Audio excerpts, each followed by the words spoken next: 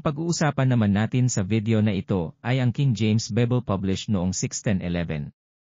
Ang King James Version ay authorized ni King James VI upang gamitin ng Church of England. Bali ito ang pangatlong version na ginamit ng England.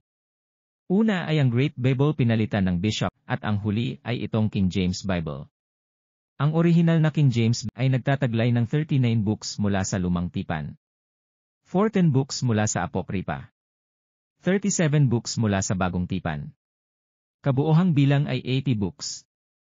Ang pagsasalin ay isinagawa ng 47 Bible scholars na binuo sa Hampton Court Conference noong 1604. Ngayon ano ang dapat na alamin tungkol dito sa King James Bible? May tagubilin si King James sa mga magta-translate ng King James Bible. Sinabi niya, reflect the episcopal structure of the Church of England and its beliefs in an ordained clergy. Ang bilin ng hari siguraduhin daw na ang bagong Biblia ay ayon sa episcopal structure ng Church of England. Ibig sabihin ipasok ang episcopal structure ng Church of England sa Biblia. Kaya ang mga bishop, deacon at deaconesses ay hango lamang sa Church of England na ipinasok sa Biblia noong ito ay isinalin. Dahil sa paglaganap ng Protestant Bible, ay hindi naman nagpahuli ang simbahang Katoliko. Sumailalim sa napakaraming revisions at enhancement ang Latin Vulgate. Kagaya ng nasabi natin kanina ay ayon kay Professor Venusoidan. Marami ang nakapaloob dito na wala naman sa orihinal na Hebrew text. Mula sa Nova Vulgata or New Vulgate ay lumabas ang English versions at tinawag na Douay Rheims Bible. Ito ay ang very brief history kung paano tayo nagkaroon ng Biblia. Lumalabas na sa kasalukuyan ang Biblia natin ay pro-Catholic o kaya ay Protestant. Lahat ng mga salin mula sa King James ay Protestant Bible. Lahat naman ng salin mula sa Douay Rheims ay Catholic Bible.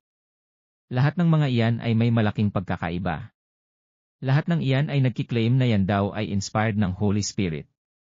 Ganoon din ang mga relihiyon na ang mga doktrina ay hango dyan sa mga versions na yan. Lahat sila nagsasabi na sila daw ay kinasasayahan ng Holy Spirit. Bumalik tayo sa madugong kasaysayan ng Biblia.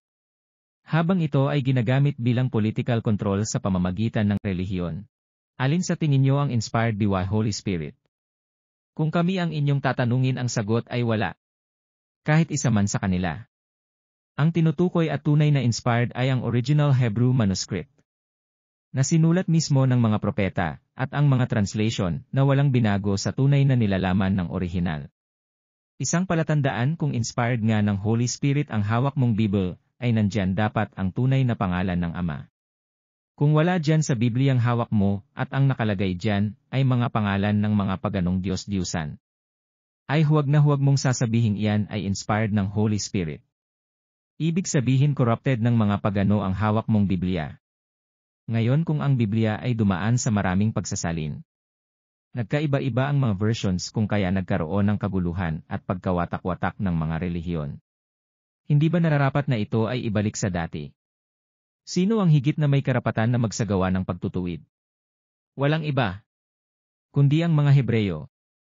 Dahil ang Biblia ay Hebrew. Pagtutulungan niyan na maibalik sa dati ng lahi ni Eber walang iba.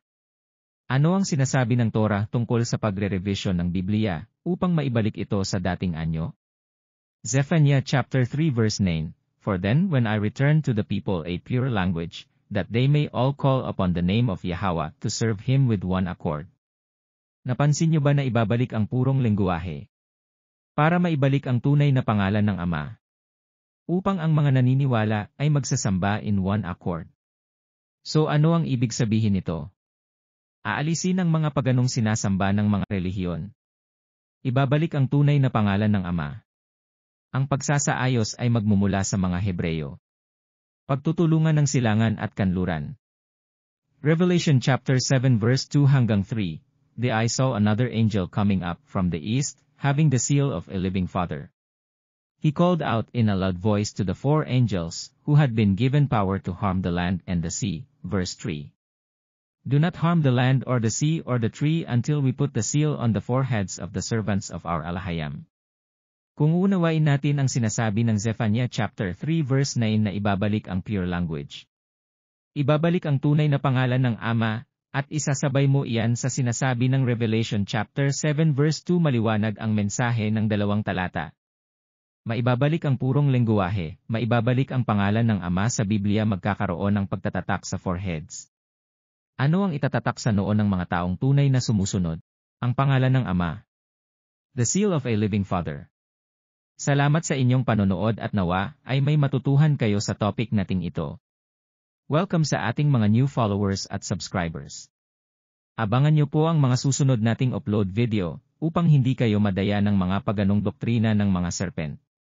Be blessed, Shalom.